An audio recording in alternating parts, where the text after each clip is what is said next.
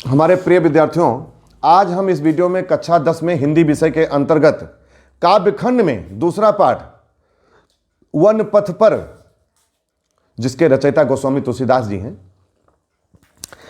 इस शीर्षक की सवैया नंबर 3 के बारे में अध्ययन करेंगे, वर्णन करेंगे, उसकी व्याख्या करेंगे। सवैया नंबर 3 है, रानी में जानी अजानी महापविपाहन हूं ते कठोर हियो है, राजहूं काज अकाज न जानो कहो तिय को जिन कान कियो है, ऐसी मनोहर मूरत ये बिछुरे कैसे प्रीतम लोग जियो है, आँखिन में सखी राखिबे जोग इन्हें किम कहे बनवास दियो है। ये सवैया नंबर 5 है। हमारे प्रिय विद्यार्थियों, बहुत ही महत्वपूर्ण प्रसंग है, आप सभी लोग ध्यान से सुनेंगे, देखेंगे। रानी में जानी अजानी महा, वन मार्ग पर प्रभु श्री रामचंद्र जी अपने अनुज लक्ष्मण और सीता जी के साथ वन मार्ग पर विराजमान होते हुए आगे बढ़ते हैं। एक गांव के निकट रुकते हैं तो क्या होता है, गांव की स्त्रियां इनको देखकर आपस में चर्चा करती हैं, बात करती हैं। और क्या बात करती हैं? रानी कैकेयी और राजा दशरथ की अज्ञानता, उनकी मूर्खता का वर्णन करती हैं, उनकी निंदा करती हैं। कैसे? रानी में जानी अजानी महा, एक स्त्री इन तीनों को देख करके, कौन तीन? प्रभु श्री रामचंद्र जी, लक्ष्मण जी और सीता जी, इनको देख करके वन मार्ग पर गांव की स्त्रियां, एक स्त्री आपस में बात कर रही है। रानी में जानी अजानी महा, मैं ये जान गई हूं कि रानी अर्थात कैकेयी महान अज्ञानी है, घोर अज्ञानी है। पविपाहन हूं ते कठोर हियो है, उन्होंने अपना हृदय वज्र के समान, पत्थर के समान कठोर बना लिया है। राजहूं काज अकाज न जानो कहो तिय को जिन कान क्यों है। और दूसरी पंक्ति में राजा दशरथ के बारे में कह रही हैं, राजा दशरथ ने भी अच्छा नहीं किया। राजहूं काज अकाज न जानो, राज के काज और अकाज को, कार्य अकार्य को, उचित अनुचित को विचार नहीं किया, उसके बारे में सोचा नहीं।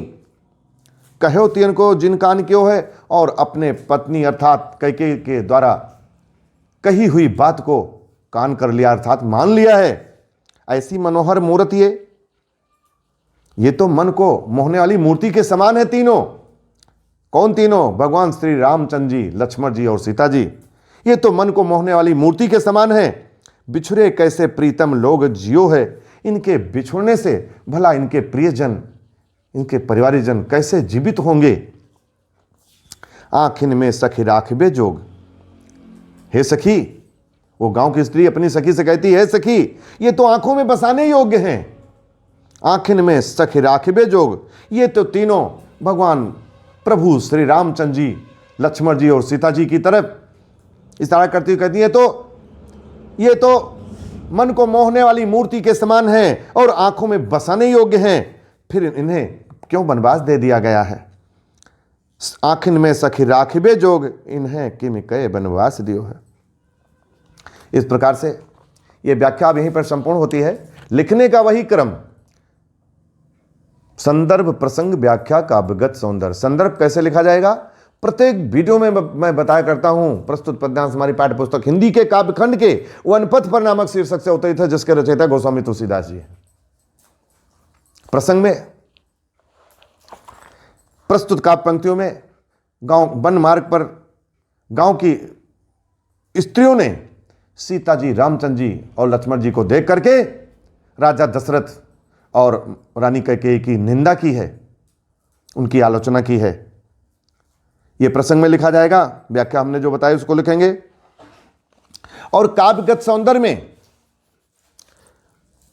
5 पॉइंट महत्वपूर्ण है। हमने बताया भाषा में, क्योंकि इस रचना को, इस पाठ को गोस्वामी तुलसीदास जी ने ब्रज भाषा में लिखा है। भाषा में ब्रज, शैली मुक्तक, छंद सवैया, रस करुण रस एवं श्रृंगार रस, और अलंकार अनुप्रास अलंकार और यमक अलंकार भी है। तो हमारे प्रिय विद्यार्थियों, सवैया नंबर 3 की व्याख्या अब यहीं पर कंप्लीट होती है। अब मिलते हैं हम नेक्स्ट वीडियो में शेष भाग के लिए। तब तक के लिए हमारे प्रिय बच्चों, बहुत बहुत धन्यवाद।